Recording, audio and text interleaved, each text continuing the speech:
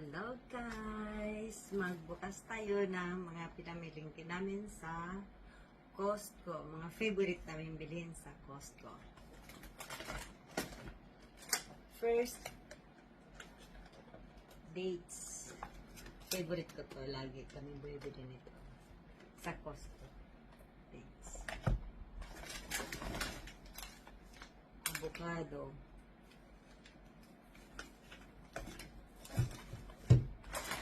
Tapos, itong mando, miso gyoza. Yan. Sa dumpling.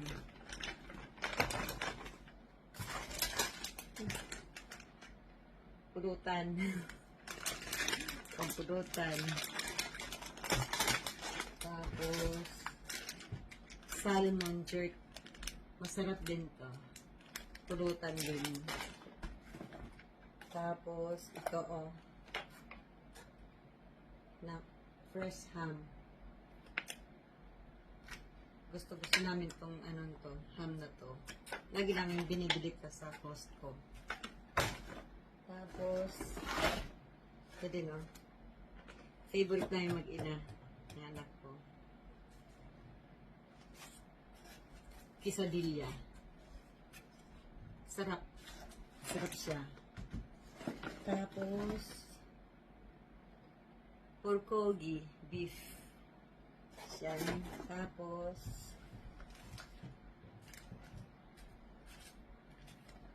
blueberries. Mahal kasi sa supermarket dito, malapit na sa atin. Tapos,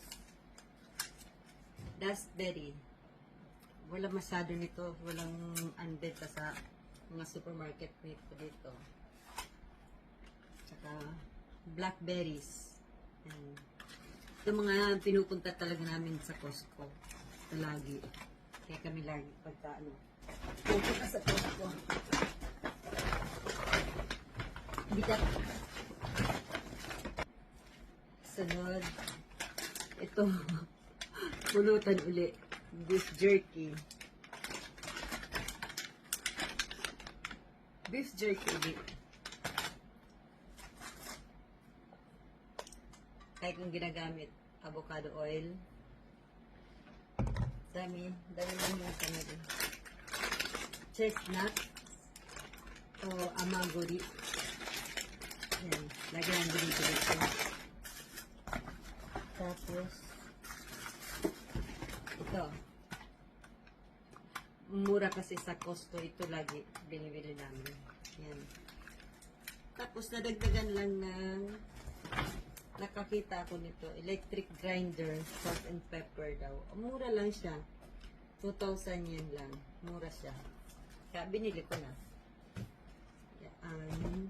Tapos, ito din, tortillas na na pang. Favorite namin kasi gawa-gawa ng tortilla. Yan. Ito, mga battery para extra battery.